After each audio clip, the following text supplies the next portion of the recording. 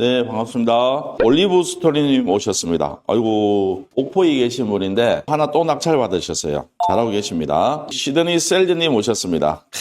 어제 우리 시드니 셀즈님이 저한테 편지를 보냈어요. 또 이 감동의 물결. 오늘은 인천의 구도심에 있는 상가주택인데 이 물건을 보면서 여러분들이 아셔야 될 게 몇 가지가 있습니다. 다가구와 상가주택의 차이점은 근린 시설이 있느냐 없느냐의 차이점도 있겠지만 그보다 더 중요한 거는 대출 문제에서 굉장히 차이점이 있을 거예요. 그러면 어느 게 대출이 많이 나오느냐? 당연히 상가주택이 많이 나오죠. 상가주택이 다가구보다는 때로는 다중주택보다는 대출이 많이 나와서 근린주택 쪽으로 많이 하고 있습니다. 그래서 자금이 조금 작고 큰 걸 하고 싶으신 분들은 다가구보다는 근린주택을 보시는 게 유리하구나. 요 한 가지를 아셔야 되고 또 두 번째는 뭘 아셔야 되느냐 하면 다가구, 다중주택, 그리고 오늘 나온 근린주택을 볼 때는 주위에 있는 환경을 꼭 보셔야 돼요. 내 집에 누가 사느냐가 굉장히 중요한 사실이죠. 이런 세입자들이 오실 때 1인 가구들이 많이 오신다 이 말이에요. 그러면 이 1인 가구들은 주위에 편의시설이 많냐 적냐는 굉장히 중요한 사실입니다. 그리고 또 1인 가구들은 소비가 굉장히 강하죠. 그래서 이제 먹고 마시고 놀 수 있는 주위의 환경이 있고 없고는 이 건물을 보유하면서 유지할 때는 공실 유무는 굉장히 중요한 겁니다. 그래서 이왕이면 주위에 뭐가 있으면 좋다? 먹고 마시고 놀 수 있는 이런 환경을 갖춘 지역에 다가구를 때로는 상가주택을 보유해야지만 공실 없이 운영을 할 수 있다는 사실을 여러분들이 꼭 기억하시면서 물건을 보셔야 됩니다. 그러면 오늘 물건을 보면서 제가 말씀을 드리도록 하겠습니다. 여기는 인천 남동구 9월동이고 근린주택 토지 42평에 건물은 87평. 보시는 것처럼 감정가가 10억인데 지금 두 번이나 유찰되어서 5억 400까지 유찰되었습니다. 굉장히 많이 유찰되었죠. 대출도 우리가 아셔야 되는 게 연말인데 지금 낙찰 받으신 분들은 감정가의 60%는 무조건 보장해서 나오죠. 그런데 무주택자들이 만약에 이 물건을 낙찰 받는다면 낙찰가의 80%는 대출 무조건 나와요. 그런데 기존에 1주택 이상이 있는 분들은 이 물건을 낙찰 받는다 그러면 감정가의 60% 플러스 근린주택에 대한 알파가 대출이 나온다는 사실을 알아야 돼요. 그러면 10억 3천에 나와 있기 때문에 최소한 이 물건은 대출이 얼마 나오냐면 60%니까 6억까지는 대출이 나온다. 그래서 내가 7억에 낙찰 받는다 그러면 본인 자금은 1억만 있으면 이 물건을 입찰 볼 수 있다는 사실도 알고 계시면 좋을 것 같아요. 이렇게 생기는 상가주택입니다. 1층에 부동산이 있고 1층, 2층, 3층, 이렇게 만들어져 있는 물건이니까 이 물건을 현장 가실 때는 뭘 해야 됩니까? 현황도를 꼭 가지고 공부상 현황도에 나온 그림과 현장에서 실제적으로 나온 게 일치하는지를 꼭 체크하셔야 됩니다. 보시면 2021년 1층 계단실이고 2층, 3층, 4층은 4개, 4개, 2개. 그러면 총 10가구가 있다고 보시면 좋을 것 같아요. 말소 기준은 2022년 1월 4일이고 배당 요구일은 2023년 10월 30일. 그래서 대항력 있는 임차인은 안 계시고 이렇게 진행이 되었습니다. 그러면 건축물 대장 한번 보도록 할게요.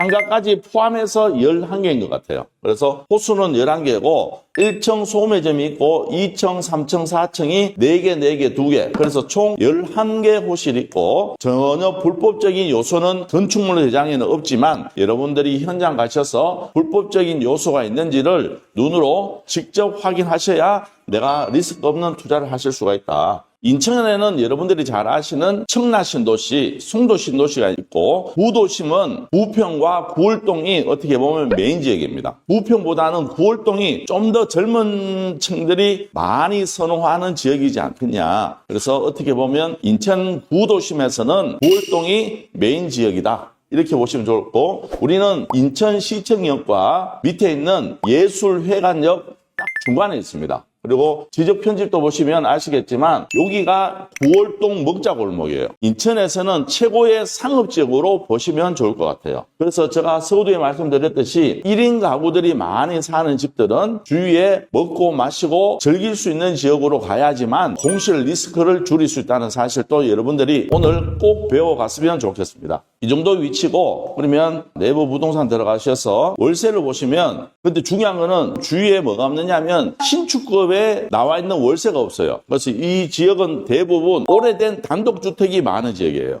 그래서 여기는 신축급에 뭐가 없다? 원룸이 없어서 굉장히 인기 있는 지역으로 보시면 되고, 그래서 저희들이 확인해 본 결과 월세가 얼마 받을 수 있냐면 500에 50 플러스 관리비 8만 원까지 받을 수 있다. 그래서 약 500에 관리비 포함해서 58만 원 정도까지 받을 수 있는 지역이다. 이렇게 생각하시면 될 것 같아요. 자, 우리가 수익률을 통해서 얼만큼 필요한지를 내가 보도록 하겠습니다. 감정가는 10억 3천이고 매매 시세는 11억을 잡고, 이거는 여러분들이 직접 조사를 해보셔야 돼요. 그리고 총 보증금은 상가까지 합쳐서 6천만 원을 잡았고 월세는 620을 잡았습니다. 그렇게 했을 때 입찰 금액은 7억 기준으로 잡았을 때는 보시는 것처럼 초기 투자금은 얼마 있어야 되느냐면 1억 4천 정도 있어야 돼요. 6천만 원 정도의 보증금을 회수할 수 있으니까, 그러면 여기서 빼면 내 순수 투자금은 8,300만 원 필요한 거고, 여기서 이자를 공제하고 한 달에 370 정도의 월세가 나온다. 이렇게 보시면 좋을 것 같아요. 그러면 이렇게 했을 때는 누구나 다 입찰 봐서 낙찰 받고 세팅을 할 수 있는 수준이다. 이렇게 생각하시면 되고, 여기에서 내가 한 차원 더 높게 생각할 때는 요즘 많이 하는 게 뭡니까? 단기 임대를 많이 하죠. 그렇게 해서 저희들이 요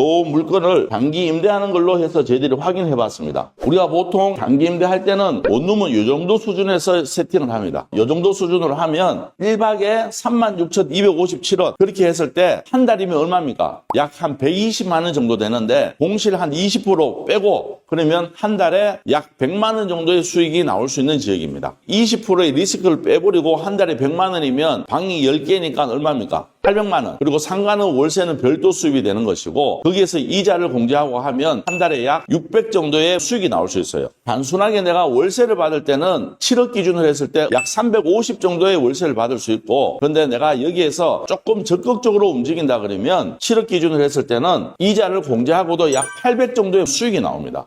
그래서 여러분들이 처음부터 이렇게 다 돌리기에는 조금 부담스러울 수 있으니까 단기 임대에 대한 개념을 조금 정리하시고 방을 한 개부터 시작하는 거예요. 이게 한 개, 두 개, 세 개 하다 보면 어느 시점 되면 10개는 다 할 수 있어요. 실질적으로 지금 저희 교육생들도 서울 지역 또 전국에 있는 다가구를 많이 받고 계시는데, 이분들이 이렇게 단순하게 월세를 돌리다가 대부분 저희 교육생들이 단기 임대를 안 하시는 분들이 거의 없어요.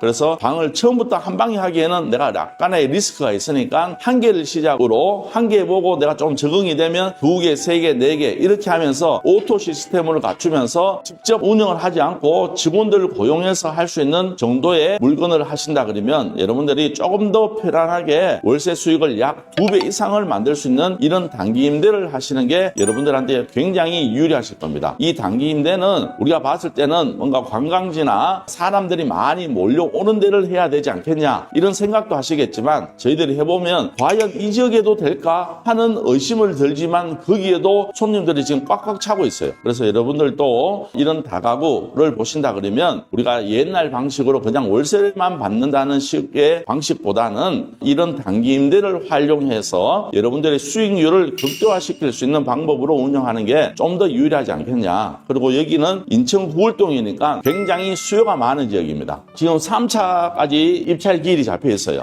그래서 1월 6일이니까 충분히 시간이 있으니까 관심 있는 분들은 제가 봤을 때는 대출도 약 90% 나올 것 같아요. 90% 이상 나오니까 소액으로 도전해 볼 수 있는 물건이다 이렇게 생각됩니다. 그래서 여러분들이 이렇게 조금 더 많이 유찰되고 좋은 입지에 있는 물건들을 관심 있게 보시면 빠른 시간에 현금 흐름을 많이 할 수 있다는 사실을 꼭 기억해 두시길 바라겠습니다. 다음 주에 인장 가보려고 했던 물건이네요. 역시 보통 이런 다가구나 다중주택이 신건보다는 한 번 유찰되었을 때 대부분 입찰을 많이 하죠. 근데 이렇게 두 번 유찰되어 버리면 사람들이 많이 쏠립니다. 많이 보러 간다는 뜻이에요.